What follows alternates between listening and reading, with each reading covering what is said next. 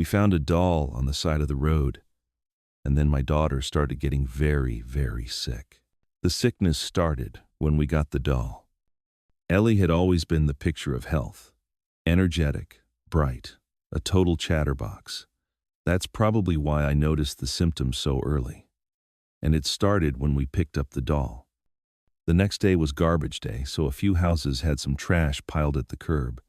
An old chair, a used mattress. But one place was getting rid of a few kid items.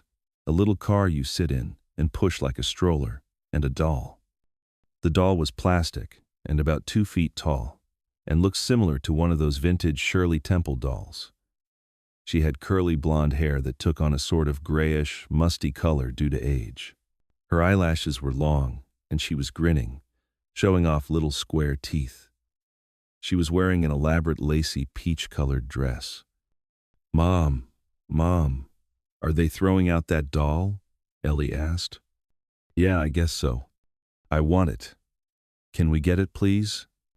I slowed the car down. I hated taking stuff off the curb like that, because obviously it was being thrown out for a reason. What if it was covered in black mold? What if it was sitting in the back of an attic for decades, with mice and bats and all sorts of nasties? What if it was haunted, like that weird Annabelle doll everyone's always talking about? But that fear was quickly squelched as Ellie started crying. I know. Don't reinforce bad behavior. Don't give in to tantrums. That's nice in theory, but when you had a miserable day at work and feel a migraine coming on, you really don't give a fuck about what all those parenting books say. I pulled over, got out of the car, and grabbed the doll. "You can't play with it until I wash it," I told her. "Okay," she sniffled. That night, after I'd wiped the doll down with some baby wipes, Ellie was on cloud 9. I heard her whispering to the doll as she tucked it in.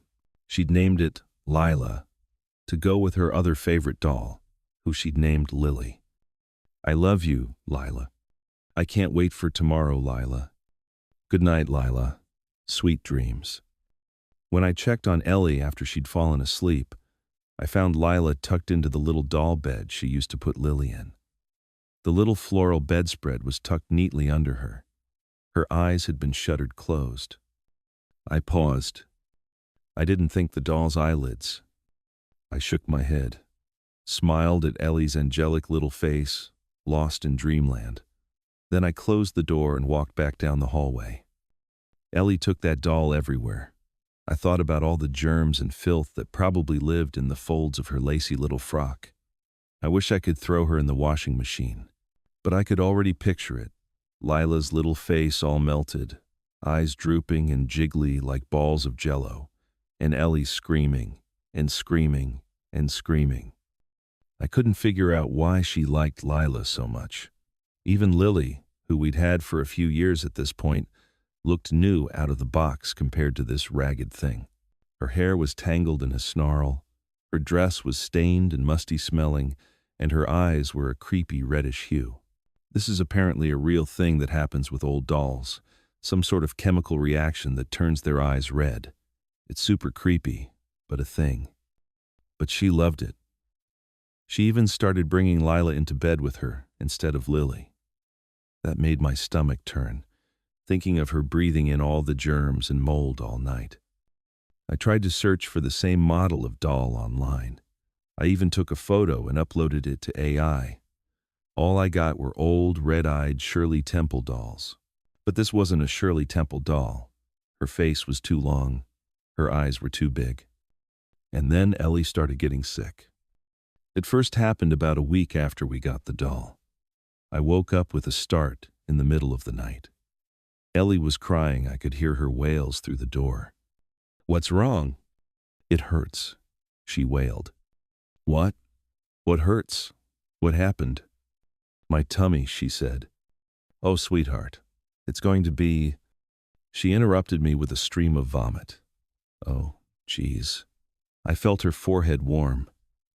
It was that time of year. Sigh. I spent half the night up with her. But that was the problem. The sickness didn't really go away. Even a week later, Ellie was still complaining of nausea every few days. She threw up a few times a week. Maybe she's getting food allergies, my sister told me on the phone. You can get her tested. One night, Ellie woke me up at 2 a.m. I sat up to see her standing in the doorway. "Mommy, I threw up," she said weakly. "Oh, sweetheart." I hugged her and got her cleaned up. I figured she'd want to sleep in my bed, but she seemed to be feeling well enough to go back to hers. I walked her back to her bedroom. I stopped dead in the doorway. Lila was sitting up in the middle of the bed. Perfectly posed, not the way a messy 7-year-old would leave her. She was sitting up straight, hands in her lap, her creepy reddish eyes locked on me. And she looked like she was smiling. After Ellie fell asleep, as I was tossing and turning halfway asleep, I realized none of this started until the doll. I marched back to her room, took the doll, and shoved her into the closet. I bet it's some virus in there, some germ she keeps breathing in, or some mold or something.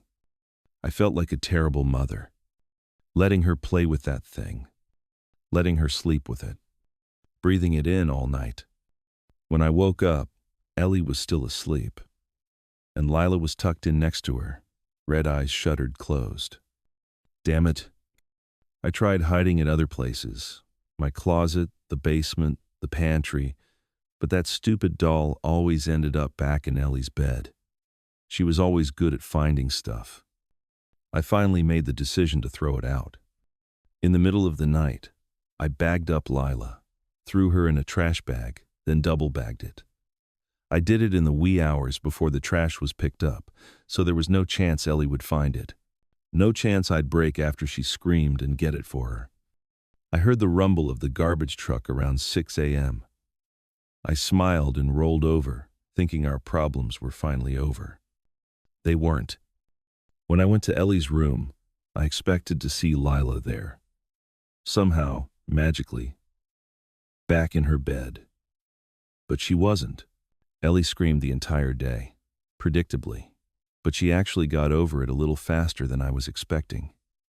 At bedtime, there was a little resurgence of crying, but she fell asleep around the same time. Over the next few days, Ellie's attention went back to Lily the doll, and it seemed like she had mostly forgotten about Lila. But she didn't get better.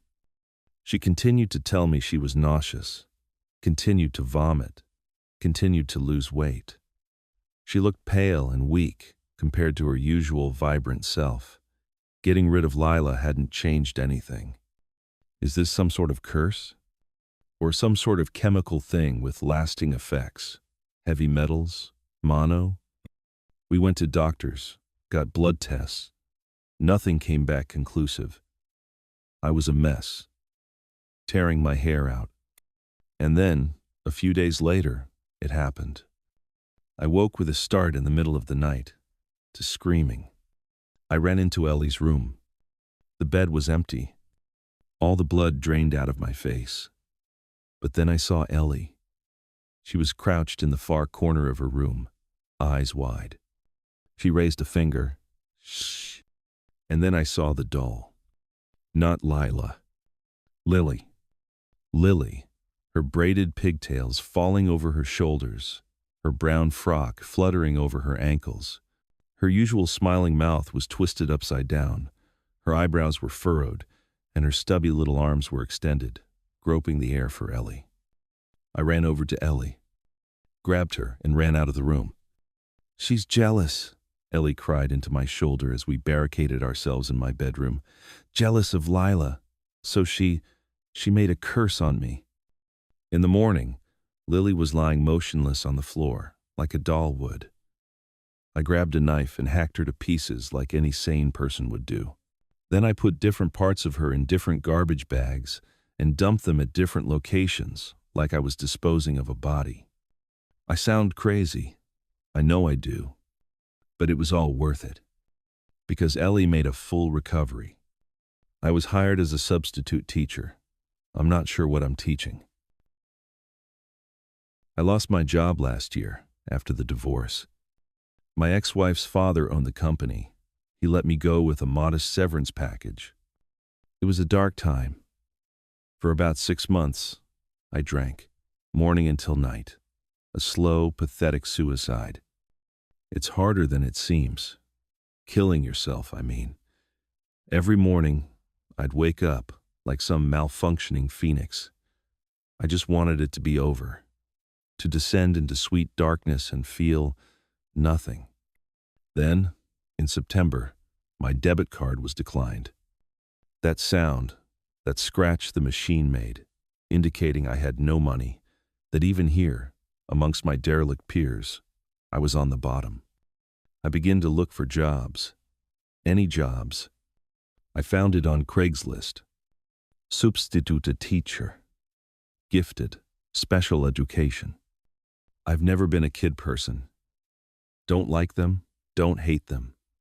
But I was desperate. Driving through the long, winding road to the school was like being transported in time. Jeffersonian buildings evoked a Virginian antebellum aesthetic. Tall, majestic oaks lent their shadows in the summer heat. Everyone in the area knew the school. Private, elite. Graduates went to Yale, Harvard, Wharton. 2 vice presidents and 1 Speaker of the House were alumni. My Camry felt out of place in the parking lot, but like I said, I was desperate. When I walked in, the receptionist looked at me, knowing. "You're here for the substitute teaching job?" I nodded. "Come with me." She walked down a long hall. I followed. We stopped at a large industrial door with a keypad. The numbers beeped, echoing down the hall as she typed in a code.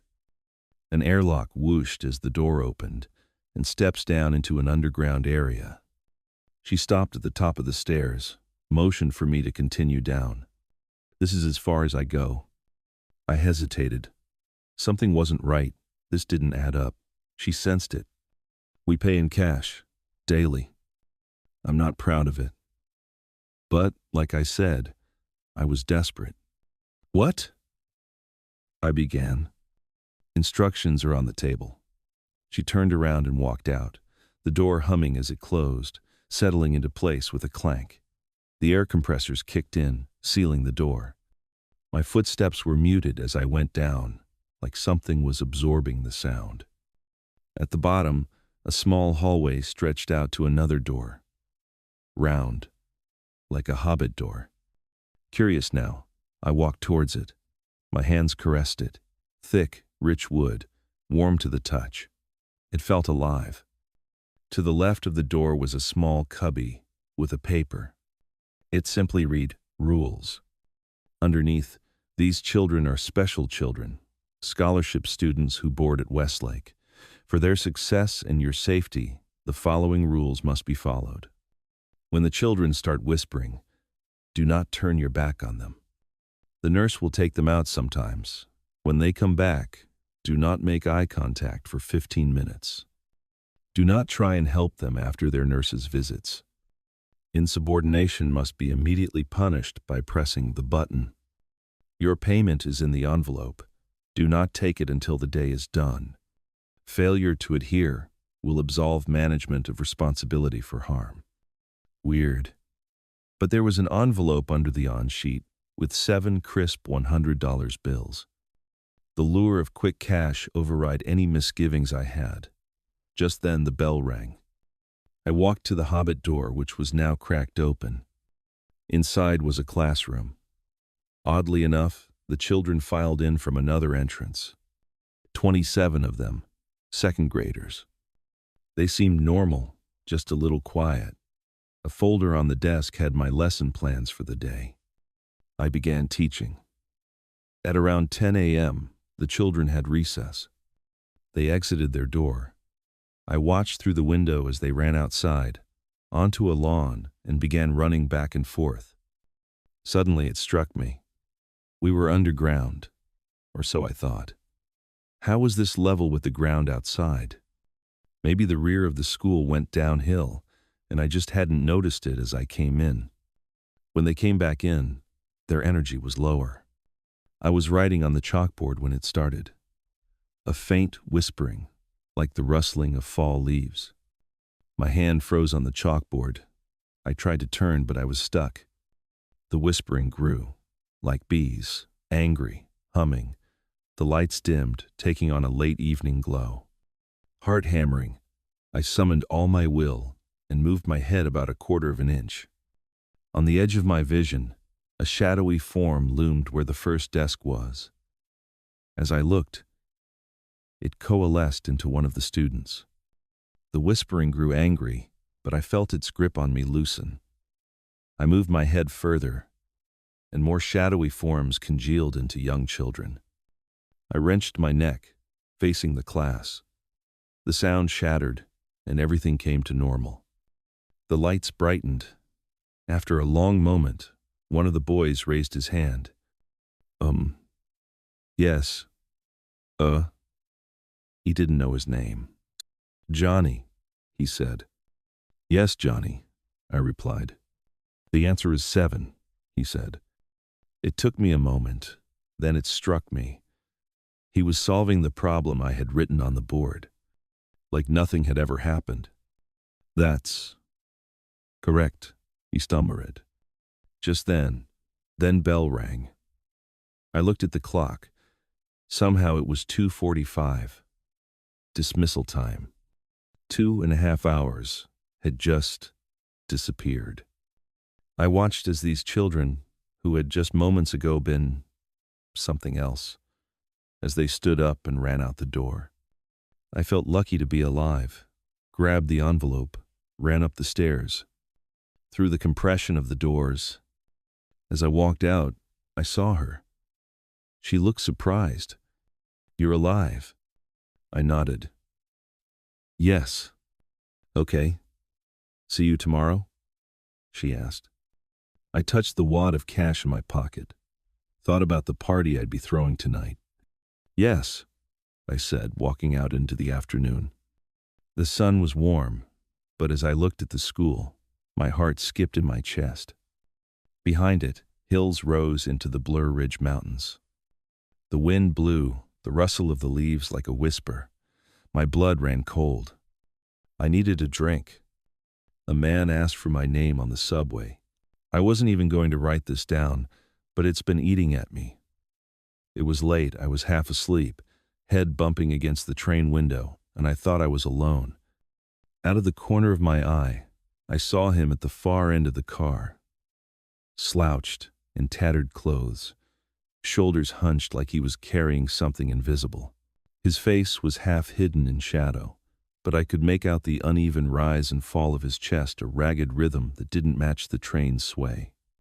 The ride wasn't more than 20 minutes, but it stretched forever. Each time my eyes closed, I swore I heard him shift closer. Each time I blinked awake, he was still there, hunched, unmoving. When the train screeched to my stop, I stood up, groggy. As one foot hit the platform, I felt a hand grip my arm. He was closer than I expected, so close I caught the damp, dusty smell of old cloth and a faint drip, like water falling in the dark. His face was lined, eyes sunken deep like he hadn't slept in years. He studied me like someone trying to remember a word. Then, softly, almost embarrassed, he asked, "What's your name?" I should have brushed it off, but I was tired, and I didn't want to be rude. My name slipped out before I could stop it. He nodded once, as if that was enough. The corner of his mouth twitched into something unreadable, half smile, half scar. When I looked again, he was back in his seat like he hadn't moved at all. The platform looked bright and ordinary. I told myself it was just a strange late-night encounter. Still, I rubbed at my wrist the whole way home. The skin wasn't broken, but it felt raw, like something had pressed there too long. By the time I got into bed, the whole thing felt stupid. Just a weird guy on the subway asking a question. I fell asleep. I dreamed I was back on the train. The hum should have been there, steady, but it was swallowed by a sound I couldn't place, a wet, ragged breath dragging through the dark. At first it felt like it came from everywhere at once. Then I saw him. His chest heaved with every uneven pull, his face strained like each breath was costing him. And then, between gasps, his eyes locked on mine. "What's your name?" I woke in a puddle of sweat, heart hammering, the question still hanging in my head like I hadn't escaped it. The next few days passed quietly. I worked, scrolled my phone, tried to laugh at myself for getting spooked. Nothing strange happened. No one grabbed me, no weird dreams. It almost felt like the whole thing had been in my head until last night. This time, in the dream, he wasn't sitting, he was walking toward me.